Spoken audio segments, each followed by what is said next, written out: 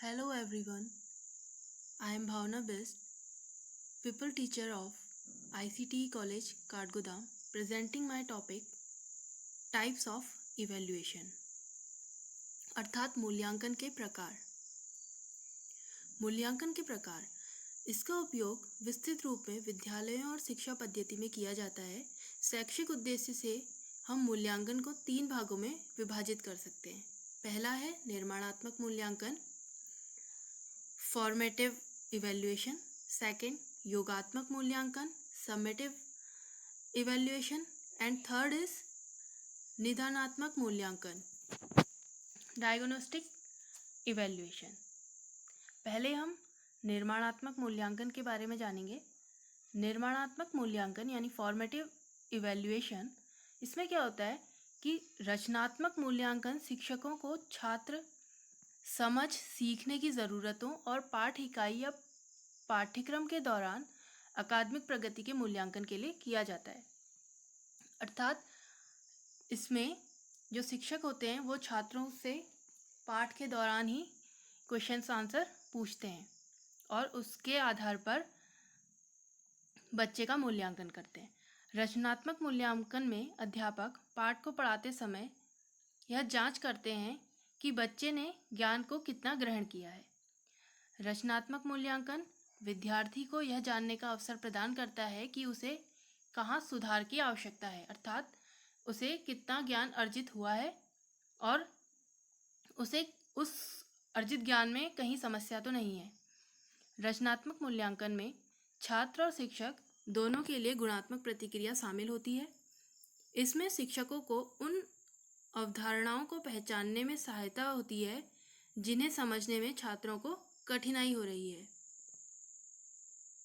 उद्देश्य, निर्माणात्मक मूल्यांकन के जो उद्देश्य होते हैं, इसके द्वारा शिक्षक अपनी शिक्षा क्रियाओं में सुधार करके छात्रों को सिखाने की क्षमता में वृद्धि कर सकते हैं।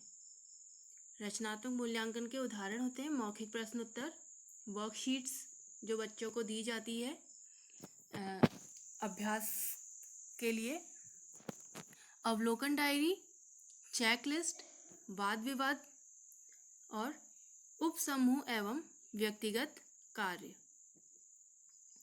दूसरा है योगात्मक मूल्यांकन यानी समेटिव इवैल्यूएशन। तो योगात्मक मूल्यांकन एक निश्चित अवधि के पश्चात विद्यालयों की जो ओवरऑल परफॉर्मेंस होती है उसका निर्धारण करता है। योगात्मक मूल्यांकन में छात्रों को ग्रेड या मार्क्स प्राप्त होते हैं और उनके प्रदर्शन के स्तर पर उन्हें इंगित किया जाता है। योगात्मक मूल्यांकन द्वारा यह जाना जा सकता है कि हम अपने उद्देश्यों की प्राप्ति में कितने सफल रहे। इसके जो उद्देश्य हैं, यह एक निश्चित अवधि में शिक्षक और छात्र की संपूर्ण गतिविधियों के बारे में बताता है। योगात्मक मूल्यांकन के उदाहरण। योगात्मक मूल्यांकन के उदाहरण होते हैं अर्धवार्षिक परीक्षा, साक्षात्कार, निबंध, पोर्टफोलियो, सेमेस्टर परीक्षाएं, प्रेजेंटेशन और प्रोजेक्ट्स। थर्ड है निदानात्मक मूल्यांकन।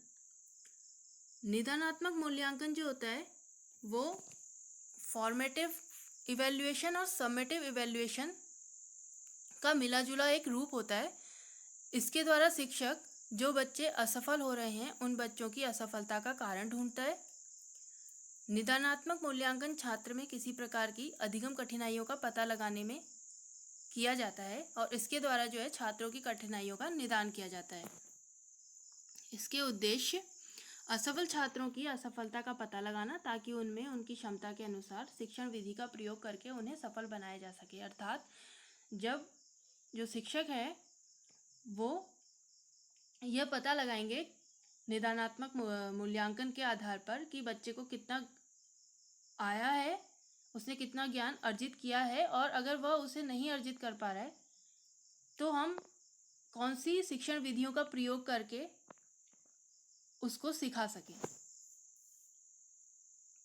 Thank you.